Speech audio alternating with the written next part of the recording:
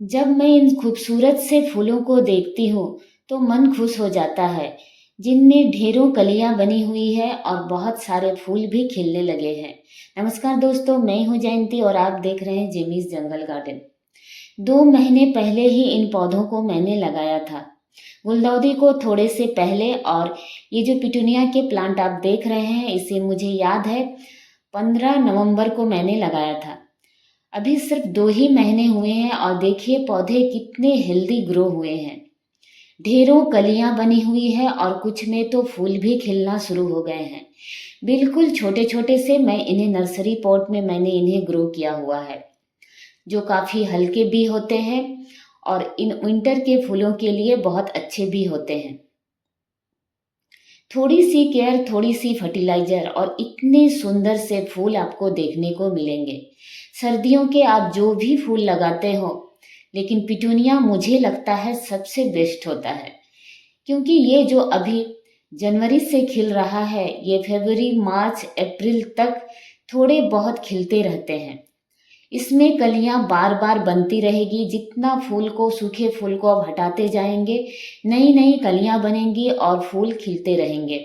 बीच बीच में थोड़ी बहुत फर्टिलाइजर आप देते रहें। सरसों खली का फर्टिलाइजर आप पूरे मार्च तक देते रहें, इसमें फ्लावरिंग होती रहेगी। जबकि दूसरे फूल जो होते हैं जैसे कि गुलदाउदी के फूल, वो जब खिलते हैं तो एक ही बार में पूरा पॉट भर जाता है फूलों से और फिर सारे फूल एक ही साथ सूख जाते हैं। वो फूल ज़्यादा दिन तक प्लांट पर जरूर बने रहते हैं, पर एक ही साथ वो खाली भी हो जाते हैं। इसलिए मुझे पिटूनिया के फूल बहुत अच्छे लगते हैं। ढेरों वैरायटी मिलती है इसमें, इतने सारे कलर्स। मेरे तो कुछ खिल गए हैं और कुछ अभी खिलना बाकी है। ये जो देख रहे हैं ये डबल पेटल में होंगे और इसकी कलियां बहुत बड़ी बड़ी सी बनी हुई है, पर मुझे इसके सिंगल पेटल वाले जो फूल होते हैं वही ज़्यादा अच्छे लगते हैं, क्योंकि वो ज़्यादा खिलते हैं। और मेरे बहुत सारे पौधे में फूल खिलना शुरू हुए हैं और जिनमें नहीं भी हुए हैं, इतनी सारी कलियां बनी हुई है कि मुझे तो पौधे को देखकर ही बहुत खुशी मिल रही है। जब मैं इसे नर्सरी से लेकर आई थी, छोटे छोटे से ग्रो बैग में ये पौधे लगे हुए थे। वही पौधे कितने हेल्दी ग्रो हो रहे हैं। ऐसा कोई विशेष केयर नहीं करती हूँ। जब लगाने के समय मैंने जो मिट्टी बनाई थी वो बिल्कुल, अगर आप अच्छी बनाते हैं तो इसी तरह से आपके भी पौधों की ग्रोथ होगी। इन्हें सिर्फ 3 महीने के लिए हमें हमारे गार्डन में रहना होता है, इसलिए इस 3-4 महीने के लिए आपको बहुत अच्छी मिट्टी बनानी चाहिए। मैंने जो मिट्टी बनाई थी 50% गार्डन सोयल, 30% कंपोस्ट और 20% इसमें राइस हस्क को मिलाया था। जितनी हल्की मिट्टी बनेगी उतनी ही पौधा हेल्दी ग्रो होगा, ढेरों कलियां बनेगी और बहुत सारे फूल खिलेंगे। देखिए मेरे गुलदाउदी के फूल सभी एक साथ खिल गए हैं। कुछ में कलियां हैं, लेकिन जब ये खाली हो जाएंगे तब भी मेरे ये पिटूनिया के फ्लावर रहेंगे। और ये जो छोटे वाले देख रहे हैं गुलदाउदी, ये पुणे वैरायटी है। ये प्लांट ज़्यादा बुशी तो होता नहीं है, लेकिन इसके फूल बहुत बड़े बड़े होते हैं। मैंने पौधों को इतना पिंच किया कि पौधे मेरे घना हो जाए, लेकिन पिंच करने के बावजूद बहुत ज़्यादा ये घने हुए नहीं। लेकिन छोटे छोटे पौधे और इतनी सारी कलियां, इसका सिर्फ एक ही राज है। आप अपने सर्दियों के सभी फ्लावरिंग प्लांट को सरसों खली का लिक्विड फर्टिलाइजर दें और साथ ही उसमें थोड़े से डीएपी के दाने। देखिए मेरे पौधों में छोटे छोटे से पॉट में लगे हैं और पौधों की भी हाइट ज़्यादा नहीं है, लेकिन किस तरह से हेवी फ्लावरिंग हो रही है। तो छोटे पॉट में छोटे छोटे फूल ही अच्छे लगते हैं। बहुत लंबी लंबी अगर इनकी ब्रांच हो जाए तो फूल अच्छे नहीं लगते हैं। इसके लिए आपको पौधों को बार बार पिंच करना होगा, जिससे पौधों की ज़्यादा हाइट ना हो। और पौधे लगाने के 10 से 15 दिन बाद डीएपी के 2-4 दाने और सरसों खली का लिक्विड फर्टिलाइजर आप हर 15 दिन में जरूर से दें। देखिए कितनी सारी पिटूनिया की वैरायटी है और सभी अलग अलग तरह की है और सभी में पौधों की ग्रोथ बहुत ही अच्छी है। पिटूनिया के लिए ऐसे पॉट का चयन करें जिसका जो ऊपर का हिस्सा थोड़ा फैला हुआ हो, तभी ये पौधे अच्छे लगते हैं।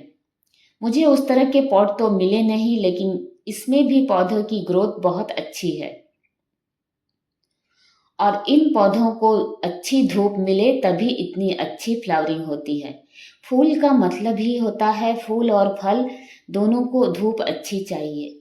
मेरे जब सभी पिटूनिया खिल जाएंगे तो नज़ारा देखने लायक होगा।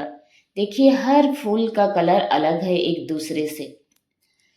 और इन पौधों में जब इसकी पत्तियां थोड़ी पीली पीली आपको लगे, तब आप फिर से इसमें सरसों खली का लिक्विड फर्टिलाइजर पूरे मार्च तक देते रहें। हर 15 दिन में अगर आप लिक्विड फर्टिलाइजर, और साथ में अगर आपका 6 इंच का पॉट है तो 6 दाने डीएपी के डालें, 4 इंच का है तो 4 दाने, इतना ही करें और देखिए किस तरह से हेवी फ्लावरिंग होगी।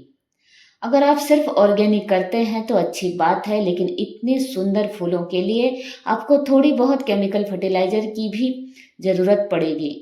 इतनी अच्छी फ्लावरिंग सिर्फ ऑर्गेनिक से नहीं होनी चाहती है। किसी तरह अगर कलियां बन भी जाएं तो वो फूल ना खिलते हैं, वो सूख जाते हैं। लेकिन अगर आप मिट्टी बहुत अच्छी ऑर्गेनिक बनाते हैं तो आपको कम से कम फर्टिलाइजर की ज़रूरत पड़ती है। 2-4 दाने फर्टिलाइजर डालने से ना तो आपकी मिट्टी खराब होती है और आपको इतने सुंदर फूल भी देखने को मिलते हैं। इसीलिए मिट्टी बनाते समय बहुत अच्छी ऑर्गेनिक मिट्टी बनाएं, लेकिन थोड़ी बहुत केमिकल फर्टिलाइजर जरूर से इस्तेमाल करें।